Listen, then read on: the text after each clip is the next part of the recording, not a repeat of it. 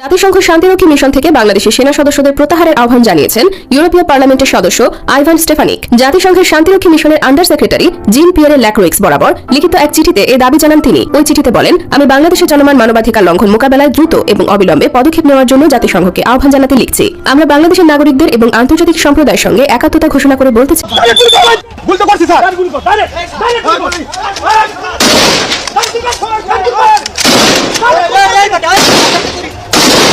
এই 9 জন মানুষকে হত্যা করে ইউনূস সরকার এবং তার সন্ত্রাসী বাহিনী কি পেল? গোপালগঞ্জ স্পষ্ট মেসেজ দিয়েছে, এবার থামা তোদের মব সন্ত্রাস। এদিকে আবার গোপালগঞ্জে জনগণের উপর সেনাবাহিনীর হামলায় খেপেছে জাতিসংঘ। নিষিদ্ধ হতে চলেছে সেনাবাহিনী। হঠাৎ করে একই ঘোষণা দিলেন জাতিসংঘের মহাসচিব। মহাবিপদে পড়তে চলেছেন ডক্টর ইউনূস এবং তার সমন্বয়করা। দর্শককে বিস্তারিত জানতে দেখতে থাকুন। তখন সেনাপ্রধান ওয়াকারুজ্জামান ত্রাতার ভূমিকায় নেমে আসেন যে তার পুত্র সম হাসনাত, সার্জিস, এমনকি আসিফ মাহমুদ এই মে মাসের শেষেও বলেছেন এরা না হয় তাকে রয়ের দালাল বলে, এরা না হয় তিনি বাংলাদেশের সেনাপ্রধান হওয়া সত্ত্বেও তাকে ভারতের নীল নকশা বাস্তবায়নকারী বলে, তারা না হয় ভাবে ওয়াকার না হাসনাত, হাসনাত হাসনাতি। বাংলাদেশের সম্মানিত সেনাপ্রধান জেনারেল ওয়াকারুজ্জামান 5 আগস্ট ক্ষমতার পট পরিবর্তনের পর তিনি বলেছিলেন তিনি দেশের দায়িত্ব নিলেন, জাতির দায়িত্ব নিলেন, একটা ইনক্লুসিভ ইলেকশন আয়োজন করবেন, অনেক কথা বলেছেন। এর পরবর্তীতে অনেকগুলো বাক্য, বিবৃতি, বয়ান, ওয়াসওয়াসা তিনি দিয়েছেন। কিন্তু এন্ড অফ দ্য ডে আমরা দেখতে পেয়েছি তিনি যখনই কথা বলেছেন তখনই বাংলাদেশের মবের সংস্কৃতি পুনরুত্থান হয়েছে। পত্রিকার পেপার কাট আমি আপনাদেরকে একটু দেখাতে চাই। Voice of the nation organiser, এখানে হেডলাইন হচ্ছে Gopalganj burns, Bangladesh army opens fire during NCP rally, Hindu activist Dipto Saha shot dead. একজন হিন্দু ছেলে দীপ্ত সাহা, সম্ভবত 25 বা 26 এরকম বয়স হবে, তাকে গুলি করে হত্যা করা হয়েছে। রয়টার্স নিউজ করেছে কি তোমরা গোপালগঞ্জ গিয়েছো একটা বড় ধরনের একটা ইস্যু তৈরি করার জন্য। আজকে কেন প্রশাসন তোমাদেরকে নিরাপত্তা দিবে? কেন বিজিবি নিরাপত্তা দিবে? কেন বিজিবি বিএসএফ র্যাব তোমাদেরকে নিরাপত্তা দিবে? কেন বাংলাদেশ সেনাবাহিনী নিরাপত্তা দিবে? তোমাদেরকে নিরাপত্তা দেওয়ার জন্য কি রাষ্ট্রীয় ফান্ড থেকে টাকা দেওয়া হয় এই ধরনের বাহিনীকে? কই অন্যান্য জামাতে ইসলাম আন্দোলন করতেছে, তারপরে ইসলামী আন্দোলন করতেছে, ইসলামী দল আন্দোলন করতেছে, বিপিনুরের দল আন্দোলন করতেছে, বিএনপি আন্দোলন করতেছে, অনেক দল আন্দোলন করতেছে, কই তাদেরকে তো সেনাবাহিনী নিরাপত্তা দিচ্ছে না। আসলে কি এমন উপহার আসছে ডক্টর ইউনূসের সেনাবাহিনীর জন্য, কিংবা আমি কেন ডক্টর ইউনূসের সেনাবাহিনী বলে দিলাম, সমর্থন দিলাম? সেটি হচ্ছে ভাই গোপালগঞ্জকে কেন্দ্র করে এক দল বানিয়েছে, ওই যে এনসিপি, তারা আবার সব জায়গায় যায়, এদের চাঁদাবাজি মাস্তানি আজকে মানুষের জীবনে নাবিশ্বাস উঠেছে। এবং আজকে গোপালগঞ্জে যে তাদের ন্যাক্কারজনক ঘটনা ঘটলো, তো এদের কারণে আজকে প্রায় 60-70 প্রাণ ঝরে গেল। আসসালামু আলাইকুম রহমতুল্লাহ, সবাই কেমন আছেন? আশা করি সবাই অনেক অনেক ভালো এবং সুস্থ আছেন। সবাইকে স্বাগতম জানাচ্ছি আমাদের আরেকটি ভিডিওতে। প্রতিদিনের মতো আমি আপনাদের সিরিয়াত ফারুকি। আপনারা জানেন গতকালকে রাজনৈতিক দল এনসিপি টুঙ্গিপাড়া যাওয়াকে কেন্দ্র করে সেখানে তুমুল সংঘর্ষ হয় আওয়ামী লীগ, ছাত্রলীগ এবং সেনাবাহিনী, পুলিশ সহ।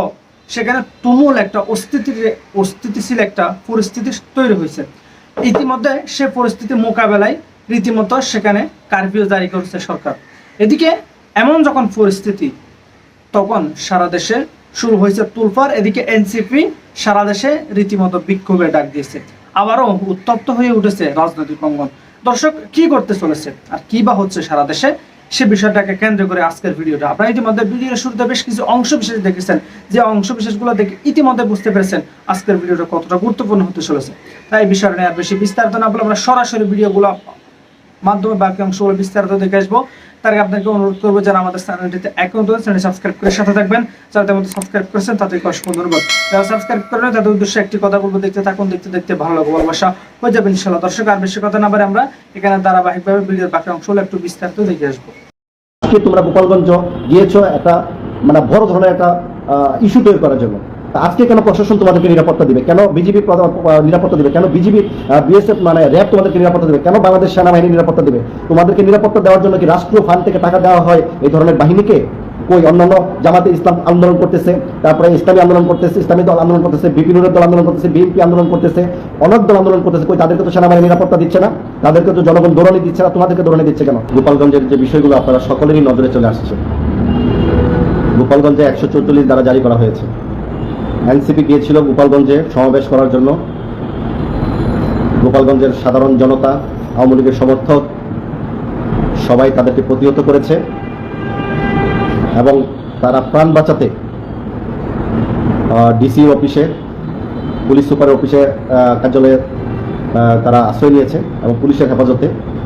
এর মধ্যে গোপালগঞ্জের বিদ্রোহী যারা এনসিপিকে পছন্দ করে না বা এনসিপির উপর আক্রমণ করেছে, তারা আপনার জেলা প্রশাসকের বাসভবনও আক্রমণ করেছে, টিউনুর বাসাও আক্রমণ করা হয়েছে, অফিসে অনেক পুলিশ সদস্য আহত হয়েছে, অনেক মিডিয়ার গাড়ি ভাঙচুর করা হয়েছে এবং 2 থেকে 3 জন লোক অলরেডি গুলিতে মারা গিয়েছে।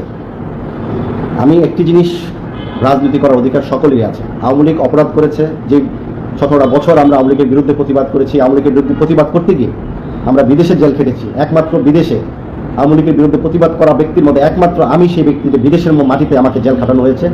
বাংলাদেশে এনে কোথায় কিভাবে ক্রস ফায়ার করবে সবকিছু তাদের নির্ধারণ ছিল। আল্লাহর অশেষ রহমত, আপনাদের সকলের দোয়ায় আমি এখন পর্যন্ত জীবিত আছি। জানি না কতক্ষণ বেঁচে থাকবো, কিন্তু সত্য যেটা কথা সেটা আমি সত্য কথাই বলবো। সেটা যে কোনো দলেরই হোক। এনসিপি রাজনীতি দলটা অত্যন্ত উগ্রবাদী। ছোট ছোট বাচ্চারা রাজনীতি করুক, তারা মানুষকে সম্মান করে না, কোনো প্রশাসনকে সম্মান করে না, সেনাবাহিনী প্রদান করে না, পুলিশ বাহিনী প্রদান করে না, কোনো এসপি ডিসি কাউকে না। তাদের সামনে বসলেও তারা পায়ের উপর পাও তুলে বসে। তাদের এত ভেদাম। তারা গোপালগঞ্জে গিয়েছিল মুজিববাদ ধ্বংস করে দিতে। আর গোপালগঞ্জে কি সাধারণ মানুষ বাস করে না? আওয়ামী লীগের লোক কি সবাই অপরাধী ছিল? আওয়ামী লীগ দলকে বাতিল করা হয়েছে। আওয়ামী লীগের নেতাকর্মী যারা খুন, গুম, দর্শন, দুর্নীতি, লুটপাট করেছে, তাদের বিচারে বাংলার মাটিতে আমরা দেখতে চেয়েছি। সাধারণ জনগণ আজকে আওয়ামী লীগ করবে, কালকে বিএনপি করবে, কালকে জামাত করবে, কালকে অন্যান্য দল করবে। এটাই জনগণের প্রত্যাশা। এটাই মানুষের, প্রত্যেকটা দল এটার উপর নির্ভর করে যে আমরা জনগণের উপর প্রত্যাশী, জনগণ আমাদেরকে ভোট দিবে। একটা জেলার উপর তারা এই ধরনের কার্যক্রম করতে গেছে। এখন যে পালিয়ে আসলো, এটা কতটুকু সম্মানের হলো? এবং সার্জিস আলম পোস্ট করেছে সারা বাংলাদেশের মানুষ যেন গোপালগঞ্জে চলে আসে। আমি ছোট ভাইকে বলবো, এটা শেখ হাসিনার পতনের ডাক না, এটা তোমরা গিয়েছো রাজনৈতিক স্বার্থ উদ্ধারে। এখানে জনগণ তোমাদেরকে সাপোর্ট দিবে না, কারণ তখন তোমরা বৈষম্যের শিকার ছিল, ছাত্র ছিল, তোমাদের পাশে সারা দুনিয়ার মানুষ ছিল। এখন তোমাদের একটা স্বার্থ হয়েছে, তোমরা রাজনৈতিক করবা, রাজনৈতিক করে তোমরা রাষ্ট্র ক্ষমতায় আসবা, একজন এমপি মন্ত্রী হবা। এটা তোমাদের চিন্তা ভাবনা মানুষের মনে চলে আসছে। সেই বিষয়গুলো জনগণ তোমাদেরকে কতটুকু চায়, জনগণের কাছে তোমাদের কতটুকু গ্রহণযোগ্যতা আছে, সেগুলো কিন্তু ভাবতে হবে। আমি একটি কথা বলতে চাই, বাংলাদেশের রাজনীতি যখন তোমরা ছাত্র সমন্বয়ক ছিল, তখন তোমাদেরকে প্রশাসন সবকিছু তোমাদেরকে ইজ্জত দিত, দাম দিত, মূল্যায়ন করতো, সাপোর্ট দিত এবং তোমাদেরকে নিরাপত্তা দিত। আজকে তোমরা গোপালগঞ্জ গিয়েছো একটা বড় ধরনের একটা ইস্যু তৈরি করার জন্য। তা আজকে কেন প্রশাসন তোমাদেরকে নিরাপত্তা দিবে? কেন বিজিবি নিরাপত্তা দিবে? কেন বিজিবি, বিএসএফ র্যাব তোমাদেরকে নিরাপত্তা দেবে? কেন বাংলাদেশ সেনাবাহিনী নিরাপত্তা দেবে? তোমাদেরকে নিরাপত্তা দেওয়ার জন্য কি রাষ্ট্রীয় ফান্ড থেকে টাকা দেওয়া হয় এই ধরনের বাহিনীকে? কই অন্যান্য জামাতে ইসলাম আন্দোলন করতেছে, তারপরে ইসলামী আন্দোলন করতেছে, ইসলামী দল আন্দোলন করতেছে, বিপিনুর দল আন্দোলন করতেছে, বিএনপি আন্দোলন করতেছে, অনেক দল আন্দোলন করতেছে, কই তাদেরকে তো সেনাবাহিনী নিরাপত্তা দিচ্ছে না? তাদেরকে তো জনগণ দৌড়ানি দিচ্ছে না, তোমাদেরকে দৌড়ানি দিচ্ছে কেন? তোমাদেরকে নিরাপত্তা দেওয়ার জন্য কি আমাদের বাংলাদেশের বাহিনী কি প্রস্তুত? এই রাষ্ট্রের অর্থ ব্যয় হচ্ছে, গোলাগুলি করা হচ্ছে, রাষ্ট্রের সম্পদ নষ্ট হচ্ছে, এগুলি টাকা কি তোমরা দিবা? তোমরা এখন রাজনৈতিক দল করতেছো, এখন তোমাদের যোগ্যতায় তোমরা কিভাবে জনগণের সামনে যাইবা, জনগণের সামনে কিভাবে যাই ভোট চাইবা, কিভাবে তোমাদের দলের প্রচার প্রচারণা করবে, তোমাদের নিজ দায়িত্বে করতে হবে। তোমরা এখন তোমরা ছাত্র সমন্বয়ক না, তোমাদের জন্য স্পেশাল গার্ড থাকতে হবে। এটা হলো আমার রাষ্ট্রের, আমার নাগরিক অধিকার। সেই হিসাব থেকে আমি কথাগুলো বলছি। যারা আমার লাইভটা দেখছেন অবশ্যই শেয়ার করবেন এবং মন্তব্য করবেন। এখন তারা রাজনৈতিক দল হিসাবে তারা কি বাংলাদেশের সমস্ত রাজনৈতিক বাহিনীকে তাদের নিরাপত্তা দিতে হবে? তাহলে আওয়ামী লীগ যেখানে ইলেকশন করতো, আওয়ামী লীগ নেতাকর্মীরা যেখানে যেত, সেখানে বাংলাদেশের রাষ্ট্রীয় প্রটোকল নিয়ে বিভিন্ন জায়গায় যেত। কারণ আওয়ামী লীগকে মানুষ পছন্দ করতো না, আওয়ামী লীগের নিরাপত্তা দরকার ছিল। তাহলে তোমাদেরও সেই নিরাপত্তা দরকার। তাহলে আওয়ামী লীগ আর তোমাদের মধ্যে পার্থক্য কি? তোমাদের যদি জনপ্রিয়তা থাকে, তোমাদের যদি জুলাইয়ের চেতনা থাকে, জনগণ যদি তোমাদেরকে চায় যে না তোমরা ছাত্ররাই শুধু বাংলাদেশ স্বাধীন করে শেখ হাসিনাকে তাড়িয়েছো, বাংলাদেশের সবকিছু তোমাদেরই অবদার, 24 জুলাইয়ের যত কার্যক্রম তোমরাই সব করেছো, বাকি মানুষ কিছুই করে নাই, তাহলে তোমরা জনগণকে কেন ডাকছো ইয়েতে আসার জন্য? কেন প্রশাসনের নিরাপত্তা নিচ্ছ? আবার কি বললাম যে পুলিশ এবং আর্মি যদি তাদেরকে নিরাপত্তা দিতে ব্যর্থ হয়, তারা যুদ্ধ ঘোষণা করবে। এটা কি রাষ্ট্রদ্রোহী কথা না? এটা কি রাষ্ট্রদ্রোহীর এটা ইঙ্গিত দেওয়া হলো না? তারা কিভাবে যুদ্ধ করবে? তাদের কাছে অস্ত্রগুলো আবার তাহলে অবশ্যই আছে। তাহলে তো আসিফ মাহমুদের যে এয়ারপোর্টে যে ম্যাগজিনের অস্ত্র এবং অ্যামুনিশন পাওয়া গেছে, তার মানে তাদের কাছে অস্ত্র আছে, তাদের প্রত্যেকের কাছে অস্ত্র আছে। তাহলে তারা যুদ্ধ ঘোষণা কি দিয়ে করবে? কয়জন লোক দিয়ে তারা যুদ্ধ ঘোষণা করবে? আপনারা বলেন। গোপালগঞ্জে যারা বাস করে তারাও বাংলাদেশের নাগরিক, তারাও এক একটা দল করতে পারে। আওয়ামী লীগের সন্ত্রাস যদি ওখানে থাকে, সাদাপ্রাপ্ত মানুষ যদি গোপালগঞ্জে লুকিয়ে থাকে, খুনি দর্শনকারী যদি লুকিয়ে থাকে, তাদেরকে খুঁজে বের করো রাষ্ট্র প্রশাসন। আমাদের কোনো আবদার নাই, কারণ প্রত্যেকটা মানুষ আইনের আওতায় থাকতে হবে, আইনের ঊর্ধ্বে কেউ না, অপরাধী যেই হোক না কেন।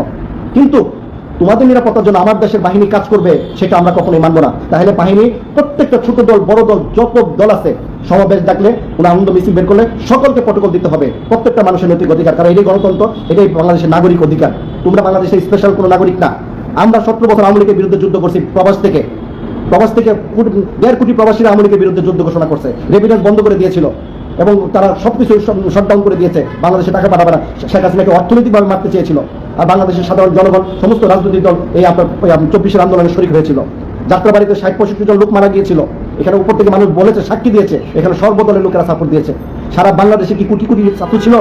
ছাত্র কি সব কোটি কোটি ছাত্র ছিল? তাহলে সেই এতগুলো লোক কোথায় থেকে আসলে বুঝতে হবে। তোমাদের মনের ভিতরে লোভ লালসা এসে গেছে, তোমরা আগামীতে রাষ্ট্র ক্ষমতায় যাও, কিন্তু জনগণের সাপোর্ট নিয়ে যেতে হবে। জনগণের বাড়ি বাড়ি যাও।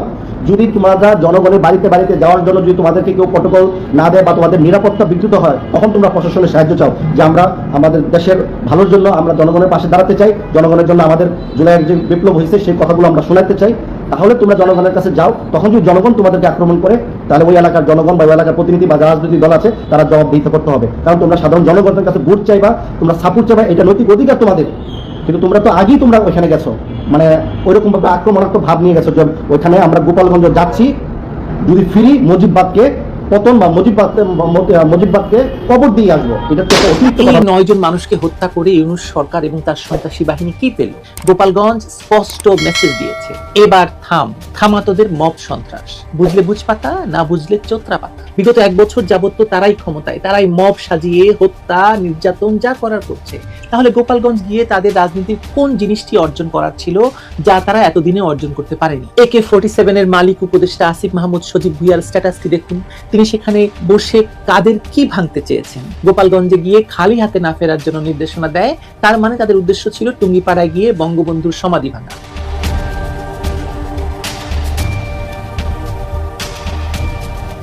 কি বুঝলেন গোপালগঞ্জ কাণ্ড থেকে?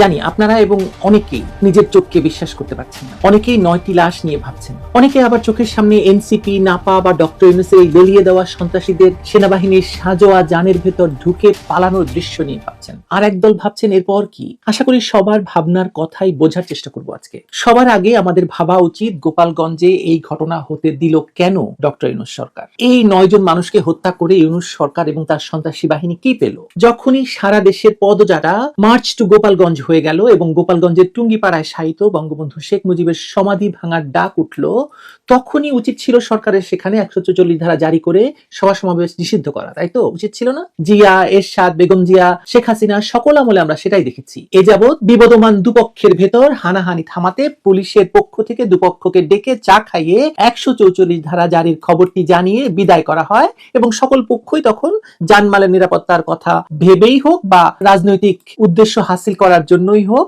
নিরাপত্তার কথা ভেবে সেটা মেনে নেয়। যদি না এক দফার দাবিতে সরকার পতনের কোনো আন্দোলন হয়, যেমনটি জুলাই সন্ত্রাস চলাকালে এই সন্ত্রাসীরা করেছিল।